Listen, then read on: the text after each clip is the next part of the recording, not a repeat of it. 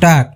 માનનીય મિત્રો, આજે યોજાયેલી આ પ્રેસ કોન્ફરન્સમાં આપ સૌનું હાર્દિક સ્વાગત કરું છું। સરકાર દ્વારા છેલ્લા કેટલાક મહિનાઓ દરમિયાન વિવિધ વિકાસલક્ષી યોજનાઓને વધુ અસરકારક રીતે અમલમાં મૂકવા માટે અનેક મહત્વપૂર્ણ નિર્ણયો લેવામાં આવ્યા છે। નાગરિકોને ઝડપી અને પારદર્શક સેવાઓ ઉપલબ્ધ થાય તે માટે દરેક વિભાગમાં ટેકનોલોજીનો વ્યાપ વધારવામાં આવ્યો છે। ઓનલાઈન અરજીઓની પ્રક્રિયાને વધુ સરળ બનાવવામાં આવી છે અને સમય મર્યાદામાં અરજીઓનો નિકાલ થાય તે માટે વિશેષ મોનિટરિંગ વ્યવસ્થા પણ શરૂ કરવામાં આવી છે। ગ્રામ્ય અને શહેરી વિસ્તારો વચ્ચેના વિકાસના અંતરને ઘટાડવા માટે વિવિધ વિભાગો વચ્ચે સંકલન વધારવામાં આવ્યું છે। સરકારનું લક્ષ્ય માત્ર નવી યોજનાઓ જાહેર કરવાનું નથી, પરંતુ તેનો લાભ દરેક પાત્ર વ્યક્તિ સુધી સમયસર પહોંચે તેની ખાતરી કરવાનું પણ છે। શિક્ષણ, આરોગ્ય, કૃષિ અને રોજગારી જેવા ક્ષેત્રોને વિશેષ પ્રાથમિકતા આપવામાં આવી છે। સરકારી શાળાઓમાં આધુનિક શિક્ષણ સાધનો ઉપલબ્ધ કરાવવામાં આવી રહ્યા છે અને વિદ્યાર્થીઓને ગુણવત્તાયુક્ત શિક્ષણ મળે તે માટે વિવિધ કાર્યક્રમો અમલમાં મૂકવામાં આવ્યા છે।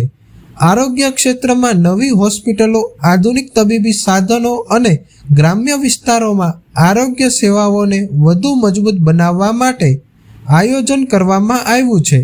ખેડૂતોને આધુનિક ખેતી પદ્ધતિઓ અપનાવવા પ્રોત્સાહન આપવામાં આવી રહ્યું છે તથા સિંચાઈની સુવિધાઓમાં સતત વધારો કરવામાં આવી રહ્યો છે।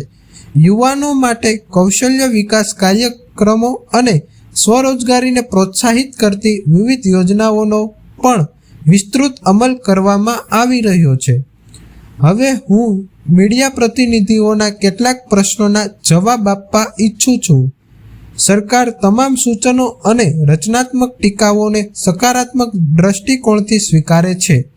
વિકાસલક્ષી કાર્યોમાં પારદર્શિતા જળવાઈ રહે તે માટે દરેક વિભાગને સમયાંતરે પ્રગતિ અહેવાલ રજૂ કરવાની સૂચના આપવામાં આવી છે।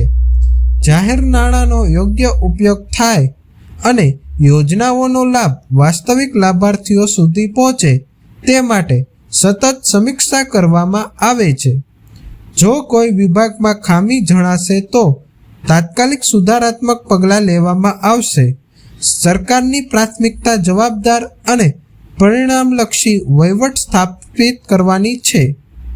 અંતમાં હું તમામ નાગરિકો, મીડિયા પ્રતિનિધિઓ અને સંબંધિત અધિકારીઓનો આભાર વ્યક્ત કરું છું। લોકશાહી વ્યવસ્થામાં મીડિયાની ભૂમિકા અત્યંત મહત્વપૂર્ણ છે, કારણ કે તે સરકાર અને જનતા વચ્ચે અસરકારક સંવાદનું માધ્યમ બને છે। સરકાર દરેક યોગ્ય સૂચનનું સ્વાગત કરે છે અને જાહેર હિતને સર્વોચ્ચ પ્રાથમિકતા આપીને કાર્ય કરતી રહેશે।